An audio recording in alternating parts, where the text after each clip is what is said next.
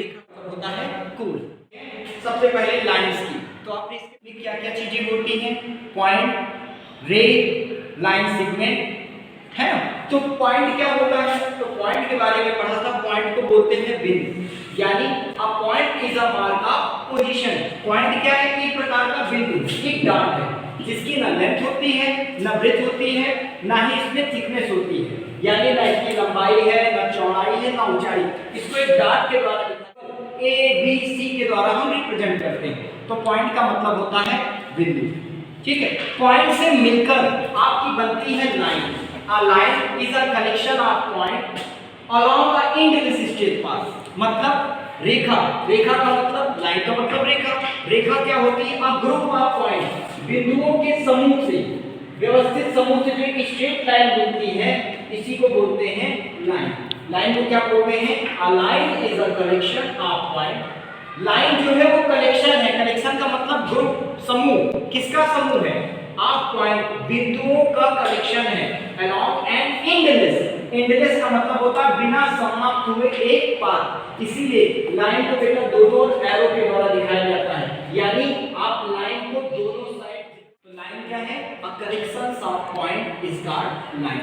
Line का जो part होता है, लाइन का बेटा जो टुकड़ा होता है, से टुकड़ा मैंने निकाल लिया, ये जो पार्ट है, एक पार्ट है टुकड़ा, ठीक है, इसी को बोलते हैं लाइन सेगमेंट। तो लाइन सेगमेंट माने होता है रेखाखंड, रेखा का खंड, खंड माने टुकड़ा, रेखा का टुकड़ा, यानी a part of line is called line segment. Line का एक पार्ट जो है वो लाइन सेगमेंट कहलाता है, यानी ये आपका एक लाइन सेगमेंट है। ये देखो मैंने यहाँ पर लिखा भी है, ये एक एबी लाइन थी जिसका एक पीक्यू क्या है, पार्ट निकाला, और पीक्यू क्या है, लाइन सेगमेंट है। रे क्या होती है, रे को बोलते हैं किरण। A ray is a part of a line which straight from a fixed point। आपका एक पॉइंट होता है, यानी एक साइड आप नहीं बढ़ा सकते, मूव कर सकते, और दूसरी साइड आप इसको मूव करा सकते हैं। बेटा यहाँ से एक सबसे बड़ी बात क्वेश्चन ये आता है कि लाइन, रे और लाइन सेगमेंट में डिफरेंस क्या है। तो तीन लाइन को रिप्रेजेंट किया जाता है, दोनों ओर एंडलेस होता है, ये आपकी क्या है, लाइन है बेटा, जिसपे दोनों ओर एंड पॉइंट होते हैं, ये सेगमेंट है। और बेटा जिसमें एक और मूव कर सकते हैं और एक जो एंड पॉइंट होता है, इसको हम रे बोलते हैं। और जो डाट के द्वारा डिफाइन किया जाता है, इसी को हम पॉइंट बोलते हैं। तो एक बार हम फिर से देख लेते हैं, पॉइंट क्या है। पॉइंट एक डॉटेड मार्क होता है जिसको डॉट के द्वारा रिप्रेजेंट करते हैं। A group of point is called line. बिंदुओं के समूह से हमारी लाइन बनती है, और लाइन का जो पार्ट होता है उसी को लाइन सेगमेंट बोलते हैं। ओके, इसके अलावा कुछ और आपने पढ़ी थी line, intersect line, parallel line, vertical line, horizontal line, salient line, ये लाइन आप पढ़ चुके हैं। तो फिर से एक बार हम बात कर लेते हैं पैरेलल लाइन। पैरेलल माने होता है समानांतर रेखा।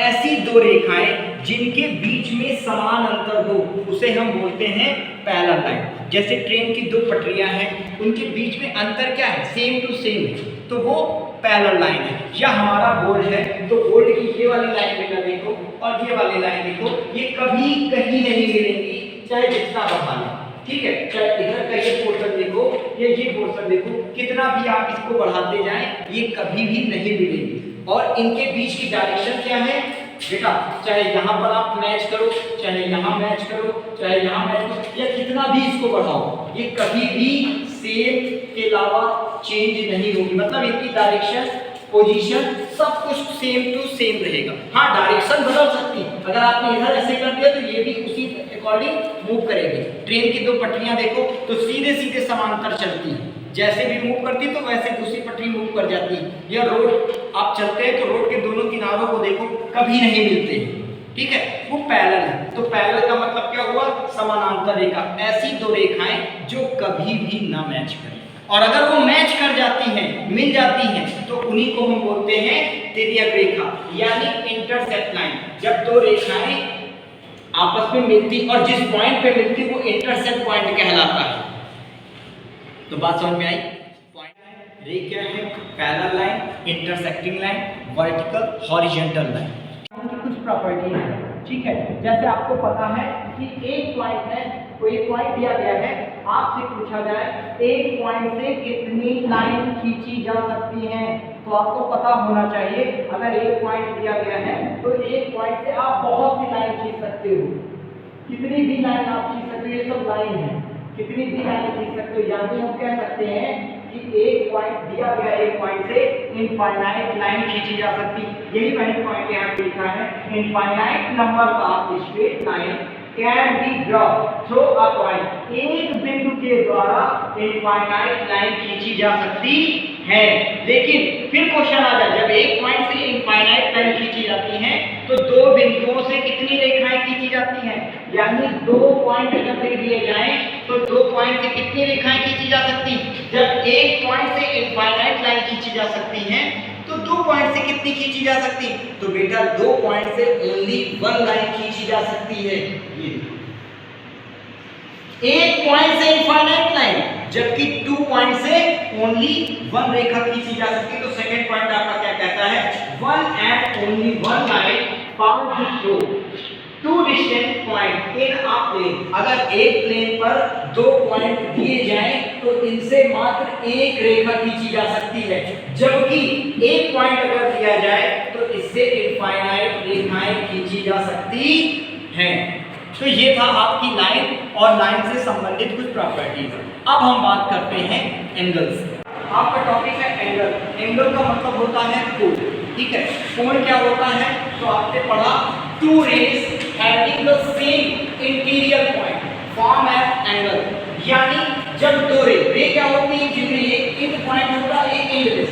तो जब दो रे एक पॉइंट पर आकर टच करती हैं तो उनके बीच में जो ये बनता है इसी को बोलते हैं एंगल। एंगल को रिप्रेजेंट करते हैं थीटा से।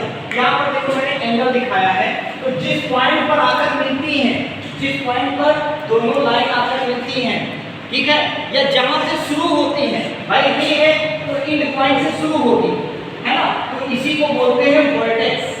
क्या बोलते हैं? वर्टेक्स। और इनके बीच की जो गैपिंग होती है उसी को बोलते हैं एंगल। दो रे क्या है? जैसे आपकी QP एक रे है और QR रे है, तो QP QR ये दोनों साइड हैं। एंगल Q आपका वर्टेक्स है और एंगल ये Q जिसको हमने नाम लिखा PQR, इसी को एंगल बोलते हैं। यानी एक लाइन में बोल सकते हैं एंगल क्या है? जब two rays having the same interior point from an angle, दो रे जिस पॉइंट से निकलती हैं उस पॉइंट को वर्टेक्स बोलते हैं और उस पॉइंट के बीच की जो गैपिंग होती है उसी को एंगल बोलते हैं। आपके बहुत से एंगल्स होते हैं, जैसे आप घड़ी को देखते हैं तो घड़ी की सुई टिक टिक टिक टिक आपकी चलती रहती है, तो वो जैसे जैसे एक एक स्टेप बढ़ती है एक एक एंगल का निर्माण करती है। तो टाइप्स ऑफ कुछ एंगल है, जैसे जब घड़ी की सुई एकदम स्टार्टिंग पर होती है, जैसे ये सुई है तो स्टार्टिंग पॉइंट पर होती है उसको बोलते हैं जीरो एंगल, ठीक है। दूसरा, जैसे घड़ी की सुई थोड़ा आगे बढ़ती है उस एंगल को बोलते हैं एक्यूट एंगल, यानी न्यून कोण। जब बेटा वो 90 डिग्री पर आपकी सुई आ जाती है तो उसको बोलते हैं राइट एंगल, यानी समकोण। और जैसे जैसे वो 90 डिग्री को भी टच करके आगे बढ़ जाती है, 90 डिग्री को भी टच करके आगे बढ़ती तो उसको बोलते हैं ऑब्ट्यूज एंगल, यानी अधिक कोण। और जब अधिक कोण के बाद आगे बढ़ती है तो उस एंगल को बोलते हैं स्ट्रेट एंगल, यानी सरल कोण। और सरल कोण आगे बढ़ जाती है 180 डिग्री से आगे बढ़ती तो उसको बोलते हैं रिफ्लेक्स एंगल, यानी ग्राहक कोण। और अंत में जब वो सर्किट को कंप्लीट कर लेती है तो इसे बोलते हैं बेटा कंप्लीट एंगल, यानी संपूर्ण कोण बोलते हैं। एक एक कोण पर बात करते हैं। 0 डिग्री का मतलब क्या हुआ? जब घड़ी की सुई, जब दोनों सुइयां एक पॉइंट पर हो और स्टार्ट भी ना हुई, उस एंगल को बोलते हैं 0 डिग्री एंगल, यानी शून्य कोण। और जैसे ही घड़ी की सुई आगे बढ़ना शुरू करती, यानी हम कह सकते हैं ग्रेटर देन 90, 0 से बड़ा लेकिन 90 डिग्री से छोटे वाले एंगल को बोलते हैं न्यून कोण, जिसको हम बोलते हैं एक्यूट एंगल। 90 से छोटा हो, 90 से छोटा का मतलब एक आ जाती है एकदम 90 पर, तो इस एंगल को बोलते हैं बेटा समकोण, यानी राइट एंगल, यानी 90 डिग्री के एंगल को हम समकोण बोलते हैं। और जैसे ही हमारी वॉच घड़ी की सुई 90 डिग्री से आगे बढ़ती है और 180 डिग्री के करीब पहुंचती है, यानी हम कह सकते हैं कि ग्रेटर देन 90 डिग्री और लेस देन 180 डिग्री के एंगल को हम बोलते हैं ऑब्ट्यूज एंगल, यानी अधिक कोण।